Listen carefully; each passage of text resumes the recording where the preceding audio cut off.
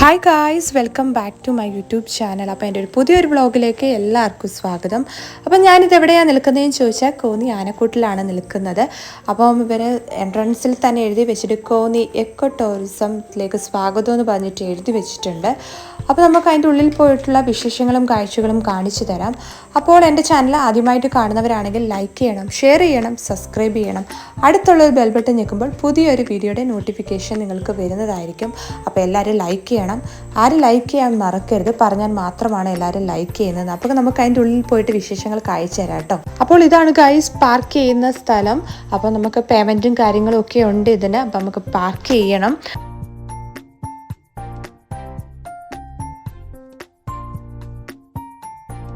Family ആയിട്ടാണ് guys ഞങ്ങൾ ഇവിടെ വന്നിരിക്കുന്നത്.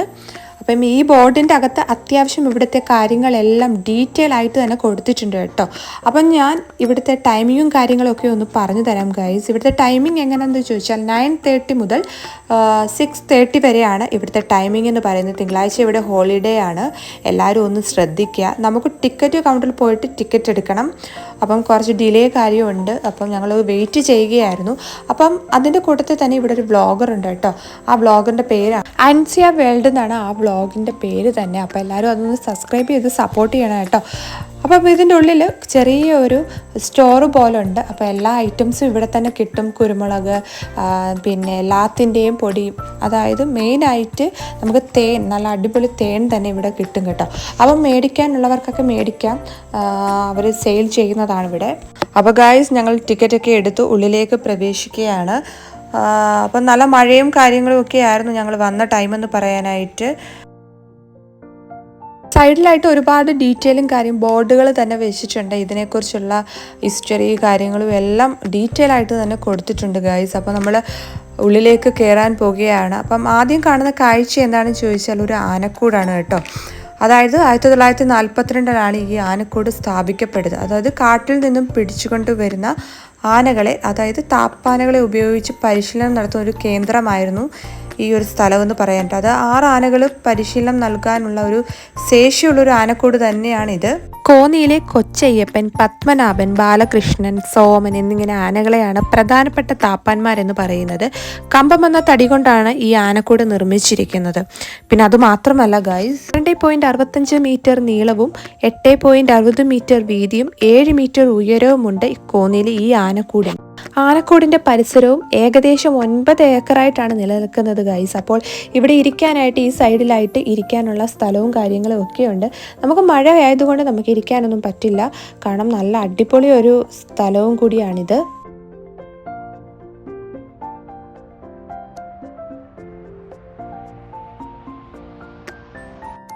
ഈ സൈഡിലായിട്ട് നമുക്ക് ഒരു ആനയുടെ സ്റ്റാച്ചു ഒക്കെ കാണാൻ പറ്റും. നമുക്ക് തിരിച്ച് ആനകളെ കണ്ടതിന് ശേഷം നമുക്കിത് വന്ന് കാണാം ഗൈസ്. അപ്പോൾ ഗൈസ്, ഇതാണ് നമ്മൾ ആനകളെ കാണാനായിട്ട് പോവുകയാണ്. ഇവിടെയാണ് ആനകളെ കെട്ടിയിട്ട് നല്ല അടിപൊളിയായിട്ട് സെറ്റാക്കി എടുത്ത് വെച്ചിട്ടുണ്ട്. ഇവിടെ ആകെ ടോട്ടൽ 4 ആനകളാണ് ഉള്ളത്. ഇവർക്ക് പേരും കാര്യങ്ങളും എല്ലാം, ഇവർ ഏത് വർഷമാണ് വന്നതെന്നുള്ള എല്ലാം ഡീറ്റെയിൽ ആയിട്ട് കൊടുത്തിട്ടുണ്ട് കേട്ടോ. ഇവളുടെ പേരാണ് ഇവ എന്ന് പറയും. 23 വയസ്സാണ്. മലയാറ്റൂർ ഡിവിഷനിൽ നിന്നും കോടനാട് റേഞ്ചിൽ നിന്നും ഏറുമുഖത്ത് നിന്നും 2003 ലഭിച്ചു ഇതിനെ. അപ്പം 23 വയസ്സാണ് ഇവയ്ക്കുള്ളത്. അടുത്തയാള് പ്രിയദർശിനിയാണ്, 42 വയസ്സുണ്ട്. കോന്നി ഡിവിഷനിൽ നിന്നുമാണ് ഇയാളെ കിട്ടിയിരിക്കുന്നത്. അപ്പം ഞാൻ പുറകിൽ നിന്നും ഞാനിങ്ങനെ ഒരു വീഡിയോ എടുത്തതാണ്, കാരണം നമ്മൾ ആനയൊക്കെ അടുത്ത് കാണുകയല്ലേ. അപ്പോൾ അടുത്തയാൾ മീന, അതായത് വയസ്സ് 34, കോന്നി ഡിവിഷനിൽ നിന്നും മണ്ണാറപ്പാറ റേഞ്ചിൽ നിന്നും 1991 ലഭിച്ചു. വയസ്സ് 34 കേട്ടോ. അടുത്ത ഒരാളാണ് കൃഷ്ണ, 13 വയസ്സ്. തിരുവനന്തപുരം ഡിവിഷനിൽ നിന്നും ആളെ കിട്ടിയിരിക്കുന്നത്. 13 വയസ്സാണുള്ളത്. അപ്പം നമ്മൾ ഇവിടുത്തെ കാഴ്ചകളൊക്കെ കണ്ടു. ഇനി നമ്മൾ പോകാൻ പോകുന്നത് എവിടെയാണെന്ന് ചോദിച്ചാൽ, അടുത്തായിട്ട് പോകുന്നത് നമ്മൾ 3D തിയേറ്ററിലേക്കാണ്. പക്ഷേ അവിടെ പേയ്മെൻറ്റും കാര്യങ്ങളും ഒക്കെ ഉണ്ട്. അപ്പോൾ ജസ്റ്റ് അവിടുത്തെ ഒരു വിഷ്വലും കാര്യങ്ങളും ഒക്കെ കാണിച്ചു തരാം. അപ്പോൾ ഈ ഒരു മരം എനിക്ക് ഭയങ്കര കൗതുകമായിട്ട് തോന്നിയപ്പോൾ ഞാൻ എടുത്തതാണ് ഈ മരത്തിൻ്റെ ഒരു വീഡിയോ തന്നെ.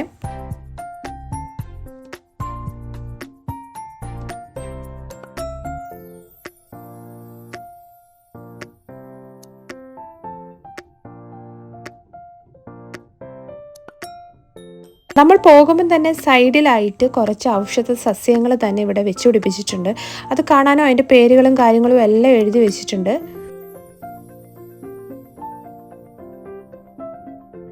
ഇതാണ് 3D തിയേറ്റർ എന്ന് പറയാനായിട്ട്. അപ്പോൾ അതിൽ തന്നെ നല്ലതായിട്ട് അലങ്കരിച്ച് വെച്ചിട്ടുണ്ട്. എനിക്ക് തോന്നുന്നു ഒരു സീസണിൽ ഈ പൂവൊക്കെ വിരിഞ്ഞു കഴിഞ്ഞാൽ അടിപൊളിയായിരിക്കും കാണാനായിട്ട്. പക്ഷേ ഞങ്ങൾ വന്ന സമയത്ത് 1-2 പൂക്കൾ മാത്രമേ ഉണ്ടായിരുന്നുള്ളൂ.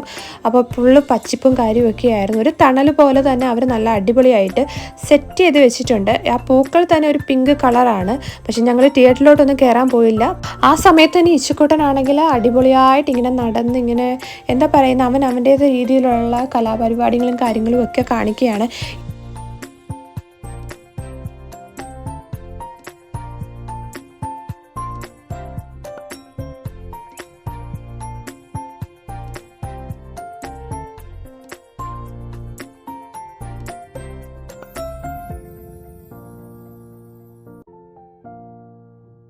നമ്മൾ കയറി ചെല്ലുമ്പോൾ തന്നെ ഫസ്റ്റായിട്ട് ഒരു ആനയുടെ ഒരു മ്യൂറൽ പ്രിൻ്റ് തന്നെ അവർ വരച്ചു വെച്ചിട്ടുണ്ട്. കാണാൻ നല്ല ഭംഗിയുണ്ട് കേട്ടോ. അപ്പം ഇതാണെങ്കിൽ നമ്മൾ ഓരോ മൂവീസിനും ഉപയോഗിച്ചിട്ടുള്ള ഇവിടുത്തെ ആനകളെയാണ് അവർ ഇവിടെ പ്രദർശിപ്പിച്ചിരിക്കുന്നതും. അത് മാത്രമല്ല, അപ്പം ഒരുപാട് കാഴ്ചകൾ, കുഞ്ഞു കുഞ്ഞു ആനകൾ പല ടൈപ്പിലുള്ള ഡിസൈൻ ചെയ്ത് വെച്ചിരിക്കുകയാണ്. അപ്പോൾ അത് മാത്രമല്ല, ഇവിടെ കുറച്ച് പുസ്തകങ്ങളുണ്ട്, ആനകളുടെ പുസ്തകങ്ങളും പാട്ട് പുസ്തകങ്ങളും ഒക്കെ ഇവിടെയുണ്ട്. അപ്പം ഞാൻ ജസ്റ്റ് അതൊന്ന് എടുത്ത് നോക്കിയിട്ടുണ്ടായിരുന്നു.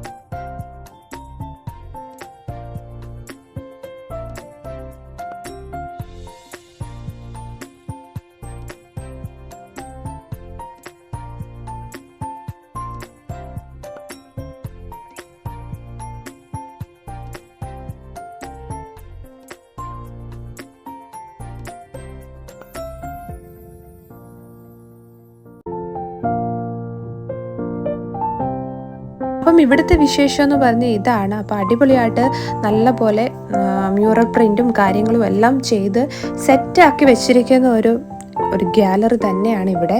അപ്പോൾ വരുവാണെങ്കിൽ തീർച്ചയായിട്ടും എല്ലാവരും ഇവിടെ വരണം. അപ്പോൾ അത് കഴിഞ്ഞിട്ട് ഞങ്ങൾ പോയത് പാർക്കുണ്ട്, കുട്ടികൾക്ക് മാത്രമേ ഇവിടെ പ്രവേശനമുള്ളൂ എന്ന് തന്നെ അവിടെ ഒരു ബോർഡൊക്കെ എഴുതി വെച്ചിട്ടുണ്ട്. അപ്പം പാർക്കിലേക്കാണ് നമ്മൾ പോയത് തന്നെ. അവിടെ ഇപ്പം മിന്നും ഞങ്ങളുടെ കസിൻസ് പിള്ളേരും എല്ലാവരും കൂടി അവിടെ കുറച്ച് നേരം സ്പെൻഡ് ചെയ്തു. ഫാമിലിയായിട്ടൊക്കെ വരാനായിട്ട് ഏറ്റവും നല്ലൊരു പ്ലേസ് എന്ന് പറയുന്ന ഈ ഒരു സ്ഥലം തന്നെയാണ്. കാരണം കുഞ്ഞുങ്ങൾക്കാണെങ്കിലും കളിക്കാനായിട്ട് ഒരുപാട് സ്പേസ് ഉള്ളൊരു സ്ഥലമാണ്. അതുമാത്രമല്ല, കുട്ടികൾക്ക് ഇഷ്ടപ്പെടുന്ന ഏറ്റവും അടിപൊളി ഒരു സ്ഥലമാണിത്. അടുത്തായിട്ട് നമ്മൾ പോകാൻ പോകുന്നത് ഒരു ആന മ്യൂസിയമാണ് കേട്ടോ. അപ്പോൾ കയറി ചെല്ലുമ്പോൾ തന്നെ അടിപൊളിയായിട്ടൊരു ആനക്കുട്ടിയൊക്കെ സെറ്റ് ചെയ്ത് വെച്ചിട്ടുണ്ടായിരുന്നു. അത് മാത്രമല്ല, അവിടെ നമ്മൾ കയറി ചെല്ലുമ്പോൾ തന്നെ എലിഫൻറ്റ് മ്യൂസിയം എന്ന് പറഞ്ഞ് തന്നെ അവർ സെറ്റ് ചെയ്ത് നല്ല അടിപൊളിയായിട്ട് സെറ്റ് ചെയ്തിട്ടുണ്ട്. ഇപ്പോൾ ഒരു കുഞ്ഞാനയാണ് കേട്ടോ അവിടെ വെച്ചിരിക്കുന്നത്, തന്നെ കാണാൻ നല്ല അടിപൊളിയാണ്. കയറി ചെല്ലുമ്പോൾ നല്ലൊരു മ്യൂറൽ പ്രിന്റ് നല്ല അടിപൊളിയായിട്ട് വരച്ചു വെച്ചിട്ടുണ്ട്. നമുക്ക് നല്ല കളർഫുൾ ആണ് കേട്ടോ. പിന്നെ അതുമാത്രമല്ല, ഇവിടെ കയറി ചെല്ലുമ്പോൾ ഒരു ആനയുടെ സ്റ്റാച്ചു തന്നെ ഉണ്ടാക്കി വെച്ചിട്ടുണ്ട്. അപ്പം കാണുമ്പോൾ, ദൂരെ നിന്ന് കാണുമ്പോൾ ഒറിജിനൽ ആണെന്ന് തോന്നും. അപ്പോൾ ഈ ഒരു മ്യൂസിയത്തിനുള്ളിൽ എന്തൊക്കെയാണെന്നുള്ളത് ഞാൻ നിങ്ങൾക്ക് കാണിക്കാം.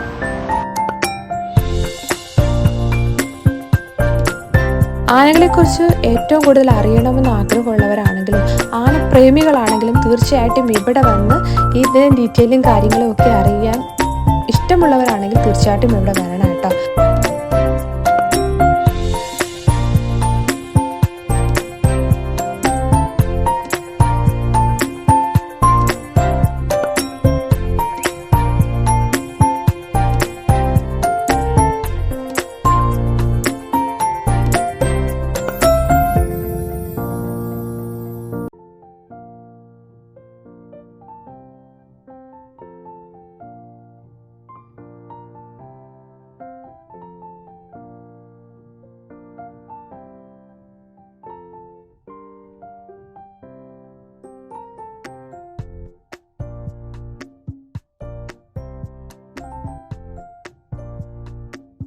ാണ് ആനകളെ കാട്ടിൽ നിന്ന് പിടിക്കുന്നത് എന്നുള്ള വിഷ്വലും കാര്യങ്ങളും ഒക്കെ ഇവിടെ ഡീറ്റെയിൽ ആയിട്ട് ഇവർ കൊടുത്തിട്ടുണ്ട്. പിന്നെ അത് മാത്രമല്ല, കാട്ടിലുള്ള ശബ്ദങ്ങൾ, അത് കിളികളുടെയും എല്ലാ തരത്തിലുള്ള ശബ്ദങ്ങളും കാര്യങ്ങളും നമ്മളെ വോയിസിലൂടെ നമ്മളിവിടെ കാണിക്കുന്നതാണ് കേട്ടോ. അപ്പം ഞാനത് കേട്ടിട്ടുണ്ടായിരുന്നു വോയിസൊക്കെ, പക്ഷേ എനിക്കത് കോപ്പിറൈറ്റ് വരുമോ എന്ന് വിചാരിച്ചിട്ട് ഞാനത് മ്യൂട്ട് ചെയ്ത് കളയുകയാണ് ചെയ്തത്. അപ്പം ഇതാണ് ആ വിഷ്വൽ എന്ന് പറയാനായിട്ട്. പിന്നെ ഒരു ചേച്ചി വന്നിട്ട് എനിക്ക് സൗണ്ടൊക്കെ കേൾപ്പിച്ച് തന്നായിരുന്നു. നിങ്ങൾക്ക് സൗണ്ട് കേൾക്കണമെന്ന് ചോദിച്ചപ്പോൾ ഞാൻ പറഞ്ഞു കേൾക്കണമെന്ന് പറഞ്ഞിട്ട് ചേച്ചിയാണ് എനിക്ക് സൗണ്ട് ഒന്ന് കേൾപ്പിച്ചൊക്കെ തന്നു. എല്ലാ പക്ഷികളുടെയും സൗണ്ട് ഇതിൽ കേൾക്കാനായിട്ട് പറ്റും കേട്ടോ.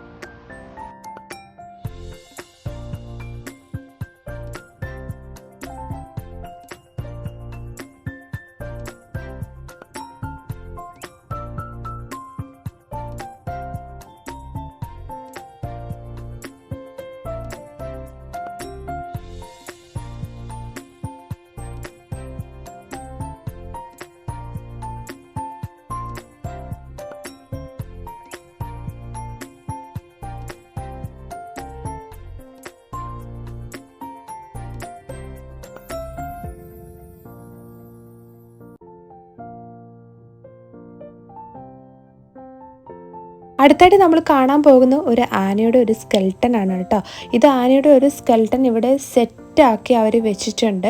പിന്നെ ആനയുടെ കൊമ്പ്, അങ്ങനെയുള്ള എല്ലാ കാര്യങ്ങളും ഡീറ്റെയിലും ഈ ഒരു റൂമിനുള്ളിൽ തന്നെ അവർ സെപ്പറേറ്റ് ആയിട്ട് വെച്ചിരിക്കുകയാണ്. അപ്പോൾ ഞാനത് കാണിക്കാം. ആനയുടെ തലയോട്ടി, പിന്നെ പല്ല്, അങ്ങനെയുള്ള എല്ലാ കാര്യങ്ങളും തന്നെ ഇവിടെ വെച്ചിട്ടുണ്ട്. പിന്നെ കീഴ്ത്താടി, പിന്നെ ആനകളെ മെരുക്കാനായിട്ട് ഉപയോഗിച്ചിരുന്ന ഐറ്റംസും കാര്യങ്ങളും ഒക്കെയാണിത്. ഇത് കണ്ടപ്പോൾ തന്നെ ശരിക്കും വിഷമം തോന്നി. കാരണം ഇത്രയുള്ള ഐറ്റംസ് വെച്ചിട്ടാണ് ആനകളെ മെരുക്കിയെടുക്കുന്നത് എന്ന് നമ്മൾ ആലോചിക്കുന്നുണ്ട്. സത്യം പറഞ്ഞാൽ ഇതൊക്കെ കണ്ടപ്പോൾ ഭയങ്കര വിഷമമാണ്. എനിക്ക് ആനകളെ ഭയങ്കര ക്രേസായിട്ടുള്ളൊരു കാര്യമാണ്. എനിക്ക് ആനകളെ ഭയങ്കര ഇഷ്ടമാണ്. എനിക്ക് മാത്രമല്ല, കണ്ടുകൊണ്ടിരിക്കുന്ന എല്ലാവർക്കും തന്നെ ആനകളോട് ഏറ്റവും കൂടുതൽ ഇഷ്ടമുള്ള ആൾക്കാരാണെന്നുള്ളത് എനിക്കറിയാം.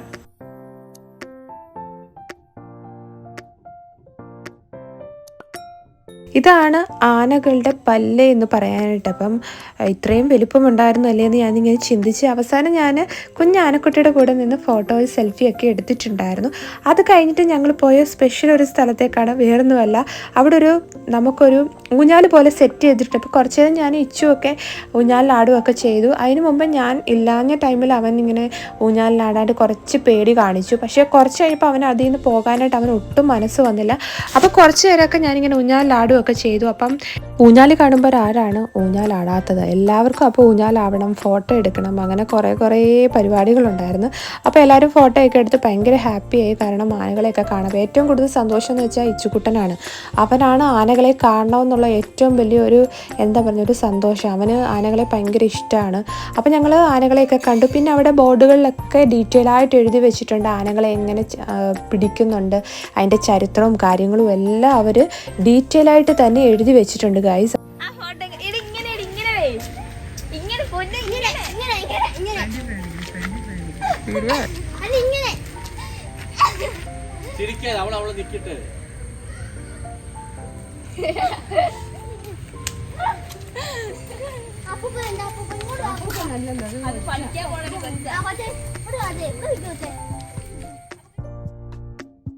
ഇവിടെ ആണെങ്കിൽ കുറച്ച് പ്ലാന്റുകളും കാര്യങ്ങളും ഒക്കെ ഉണ്ട്. എല്ലാ തരത്തിലുള്ള പ്ലാന്റുകളും ഇവിടെ സെറ്റ് ചെയ്ത് വെച്ചാൽ ഇപ്പോൾ പേര് സഹിതം എല്ലാത്തിൻ്റെയും എഴുതി വെച്ചിട്ടുണ്ടായിരുന്നു. എല്ലാ പ്ലാന്റുകളും ഉണ്ട് കേട്ടോ ഇവിടെ.